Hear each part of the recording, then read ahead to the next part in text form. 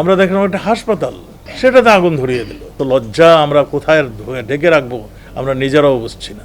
এইবার আমরা দেখলাম একটা নতুন কাণ্ড। সে নতুন কাণ্ডটা কি? আওয়ামী লীগ কারা? আওয়ামী লীগরে পিটাও, আওয়ামী লীগের সভাপতিরা মারো, ছাত্রলীগকে মারো। এবং আজকে আমাদের যে হিসাব, এই হিসাবে আমাদের অনেক আওয়ামী লীগ, অনেক ছাত্রলীগ হত হয়েছেন, শাহাদাত বরণ করেছেন। আমরা দেখলাম সেতু ভবন, যেটা নাকি পদ্মা সেতু, মেট্রো রেল, এলিভেটেড এক্সপ্রেসের দলিলপত্রাদি যেখানে ছিল, যেখানে তাদের ডাটাগুলি সংরক্ষণ ছিল, সেটাকে বিনষ্ট করা হলো। আমরা দেখলাম ত্রাণ মন্ত্রণালয়, দুর্যোগ মন্ত্রণালয়ের যে অধিদপ্তরটি, আমাদের দুর্যোগ মন্ত্রণালয় কিন্তু বিশ্বের কাছে একটা মডেল ছিল। এই দুর্যোগ মোকাবেলা বাংলাদেশ একটা মডেল দেশ হিসাবে পরিচিত ছিল। সেখানকার ডাটা যত যা কিছু ছিল সব বিনষ্ট এবং পুড়িয়ে, শুধু বাড়ি পোড়ায়নি, ডাটাই পোড়ায়নি, বিনষ্ট করেনি, গাড়ি ঘোড়া যা ছিল লুটপাট করে নিয়ে গেল সব কিছু। আমরা দেখলাম আমাদের স্বপ্নের মেট্রো রেল অকার্য করে দেওয়ার জন্য আগুন ধরিয়ে দেওয়া হলো। আমরা দেখলাম আমাদের এলিভেটেড এক্সপ্রেসে বিভিন্ন জায়গায় আগুন ধরিয়ে দেওয়া হলো।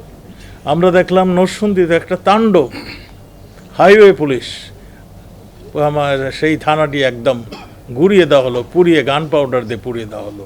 আমরা এইবার নতুন একটা উপাদান দেখেছি, যেখানেই অগ্নিসংযোগ হয়েছে সেখানেই আমরা গান পাউডারের আলামত আমরা দেখেছি, এবং গান পাউডারগুলো দিয়ে এই সমস্ত আগুন ধরিয়ে দেওয়ার আলামত আমরা পেয়েছি। আমরা দেখলাম জেলখানা, যেখানে নাকি সমস্ত নিরাপদ একটা অবস্থান, সেইখানে আমরা দেখলাম গেট ভেঙে অস্ত্র লুট করা। আমরা দেখলাম কয়েদিকে বের করে নিয়ে যাওয়া। এই যে এখানে হাজতি এবং সাজাপ্রাপ্ত দুটো ধরনেরই ইশারা ছিল সেখানে।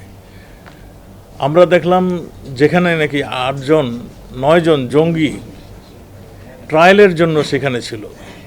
আপনারা জানেন, যখন বিচার কার্য চলে তখন এদেরকে আনা নেওয়া করতে হয়, সেই জন্যই কাছের যে জেলখানা সেইখানে রাখা হয়। এই 9 জঙ্গি সেইখানেই ছিল, সেখান থেকে তাদের নিয়ে যাওয়া হয়েছে। আমরা দেখলাম এই যে নারায়ণগঞ্জে আপনার পাসপোর্ট অফিস পুড়িয়ে দিয়েছে।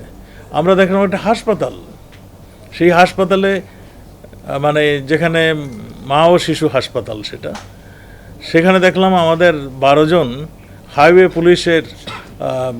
পুলিশ সেখানে ব্যারাক করে থাকতো, সেটাতে আগুন ধরিয়ে দিল। সেই একটা সেই দৃশ্য যারা না দেখেছে তারা যে কতখানি পিশাচ, কতখানি তারা নিষ্ঠুর, আপনারা কেউ অবলোকন বুঝতে পারবেন না।